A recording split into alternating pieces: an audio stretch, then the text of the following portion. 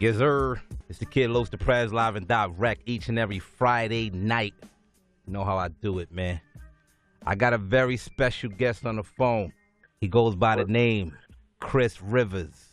What's good, my brother? What's going on, Chris? Talk to me, boy. Oh, man, just feeling awesome, feeling righteous, just working hard out here. Where you calling me from, man? Where you calling me from? Oh, man, this is Bronx, New York. You know what it is, man. The hometown, home city, working hard. We've been in the studio a lot, so we haven't been hitting the road too much, but we're finishing up this tape, so we home right now. For those that don't know, man, I got the late, great Big Pun's son on the phone. His name is Chris Rivers. Chris. Yes, sir. I know you're tired of the questions, man, but we're going to have to get into it. Oh, man, nah, it's all love, man. Give me a couple memories, real quick memories of your dad. Oh, man, what kind you want? Crazy ones, funny ones? Give me a crazy one. Give me a crazy one. All right, crazy one. So he was into some crazy pranks a lot, right? So yeah. So he liked throwing these pranks. You know, you've seen them all, like the wet dream shit where he'll throw buckets of ice water on people. But this one, he liked playing crazy pranks on his kids too. So mind you, I'm like 4 years old. My sister's like 6 years old, and over here is a gunshot downstairs and mad screaming. Right. So we run down the steps and we see somebody we knew on the floor, like dead with blood dripping out their forehead. My pop standing over them. We all just start crying and screaming. We run up to the body. We're like, no. And then he just wakes up like scares us. Nigga had ketchup on his forehead. Okay. My pop set up the whole joint just to show, like, just crazy shit like that. He used to play pranks. He a lot of violent pranks, like shit like that. It seemed like something happened. Like he had a fake gun, the gun that fired blinks, but it made the sound. Right.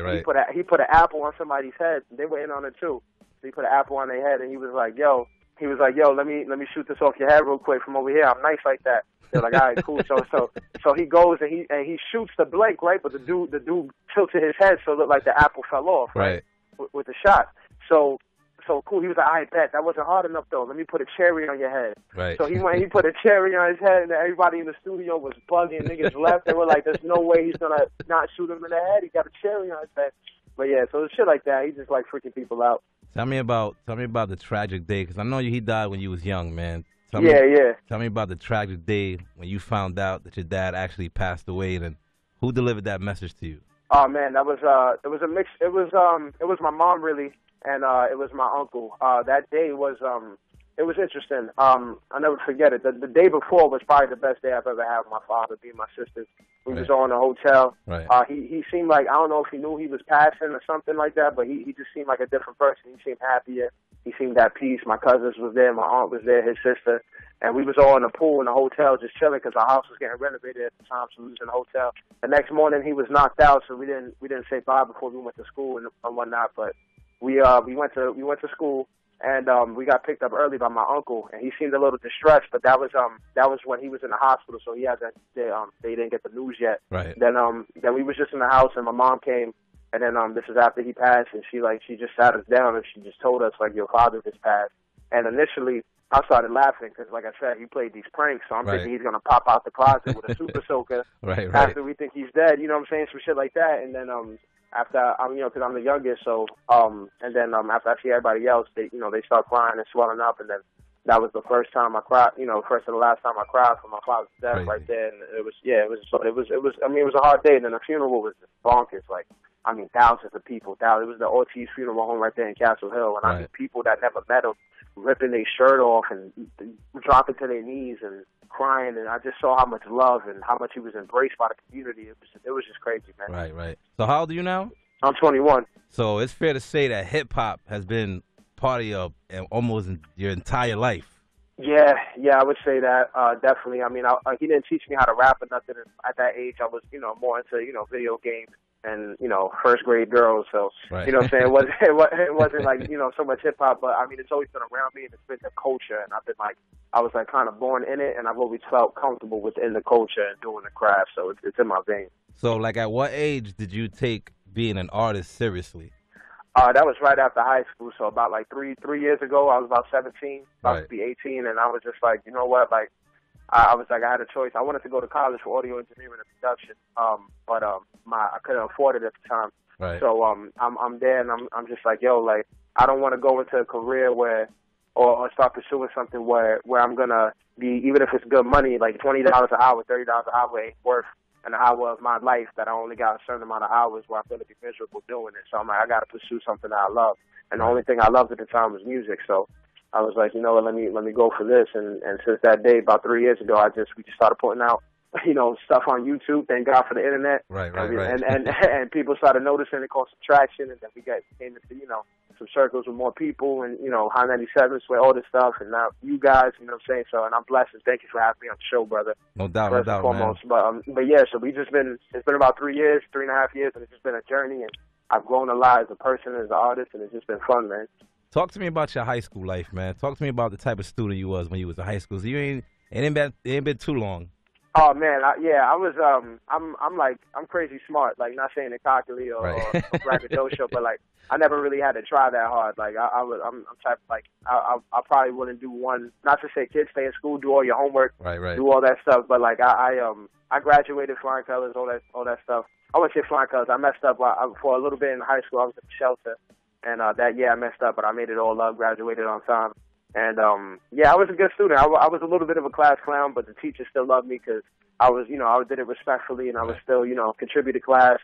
You know, I was cool. Like, I didn't tell people, like, hey, my name is Chris, I'm Big Pun's son. Like, I wasn't into all that attention. Like, I love people. I was into people, you know, liking me for who I was. And, you know, so it was cool. I wasn't the super popular type, but everyone loved me. I was cool with all the crowds, the gangsters, the nerds. So, I mean, it was a fun experience. I went to, a big school in the Bronx. It was over 5,000 kids, so it was an experience. You know, got my, you know, all that stuff. Became a man there, all that stuff.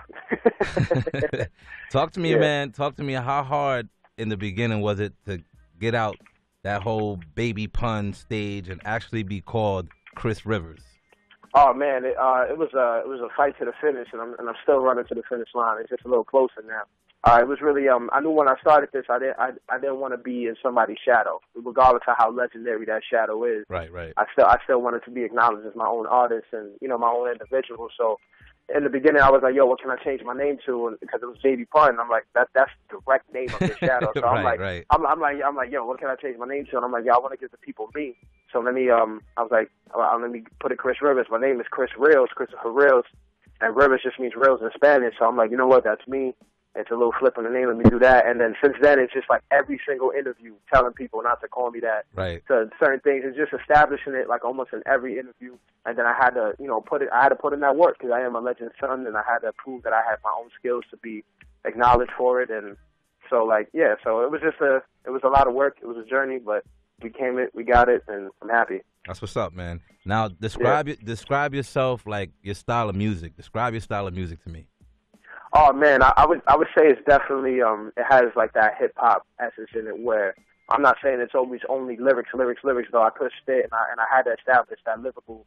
So I would say the first tape is really lyrical and really raw. Wonderland of Misery. If people go to hear it, because that was me coming straight out of high school, never really having any rapping experience, just me putting thoughts on a page and rapping in the booth. So initially it was real aggressive, and then, you know, I grew more as an artist, and like sometimes I get poetic or good, but I would say it's real music, man. Like, it's how I'm feeling at the time, and I try to be as poetic or as prolific as possible. I try to be current, and this new tape coming out, like it's definitely, you're gonna see the growth. But my music is just, I think it's people music. You know what I'm saying? Music for the people, and it's no fake stuff. I'm not saying I'm killing people or flipping mad bricks, or unless I'm telling stories. And I'm not saying, you know, I got 1,000 gold chains and stuff no one can relate to. Like, you know, it's real life, and we all just people. So I want you to know we on the same level, and just enjoy the craft. You know what I'm saying? So now it's fair to say that you're trying to bring the boom bap rap back.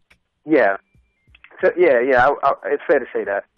Now that's what's up, man. I know you got a mixtape on Dat Piff. I know you got a project on iTunes. Talk to the fans about that a little bit.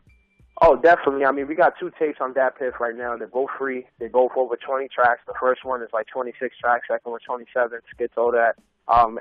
They're both called Wonderland of Misery and Wonderland of Misery 2. Those are like my first 2 tapes I put out. And then we also got the EP on iTunes called The Good King. People can buy it. It's $5, 8 tracks.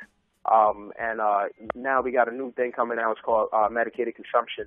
That's a new tape. We got the album release party in Brooklyn on the 15th of October this month. Okay. And it's really awesome. We're putting out an EP at the same time. So do, you know, a bunch of promo for it. And it's really in its finishing stages, and I'm really happy. It's a lot of growth, but it's a collaborative project. Really, it's not like a solo thing. But I think people are really going to enjoy it, and it'll keep them posted on the way to my final project. So you're working. We working. You working. Every Friday we've been putting out freestyles. Every Friday, Freestyle Friday. I'm on blogs, stuff like that, just to keep people like. I'm trying to stick in people's faces. Everywhere you look, you got to see Chris Rivers. Right, that's how I got to be. That's what's up, man. Now I want you to tell me how important it is for you to be successful on your own without using your dad's name. Oh man, I think I don't want people to think I have like such a stigma. Like no, not my father, not my father. My biggest thing was like don't think I'm trying to sound like him or I'm trying to be him in any way. Like you know what I'm saying. So it is important for me to feel like it's more so important for me to know that even without him, I could have made it. Right. You know what I'm saying? So I want my accomplishments to resonate within my own accomplishments in a sense. I don't want to be known throughout his accomplishments and whatnot. So it is important for me to know that I did this because whether he was my father or not, I would have pursued this career. Right. So it is very important for me, and it's like it's the only thing I have in this world. You know what I'm saying? Like what you do with yourself. So it is very important. But at the end of the day, obviously my father being who he is did help, and I can't deny that, and I wouldn't. Right. You know what I'm saying? So I know to a degree, but like at the end of the day, it's like it's a give and a take. But as long as most of it, like people acknowledge me as my own artist and respect me as myself, and I could earn that, then I'm happy for that. You know what I'm saying? Respect that, man. I mean, coming from a father, man, if your father was here in the physical, he would be very, very proud of you that you're doing it in your own lane, and you're grinding, and you're working, and you're making a mark on his music. Oh, man, that's love. I mean, I know you got the Instagram. I know you got the Twitter you want to shout out. Oh, yeah, definitely. Like I said, medicated consumption coming soon. It's going to be on dadpiff.com, Wonderland of Misery 1 and 2, dadpiff.com, EP, The Good King on iTunes. Instagram is Dragons and Rivers, spelled just like that. Dragons, which is you guys, and Rivers, that's me.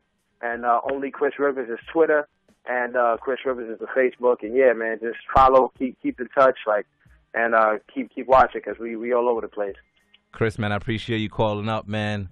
You got many, many fans out there. Your talent is unbelievable. Good luck with all your business endeavors. You know what I mean? Big shout out to Ray. Whatever music you got, y'all send me, and I got you, brother. Oh, man, it's all love. Thank you for having me. I really appreciate it, brother. Much success to you. No doubt, Chris. You the man. One. All right, one.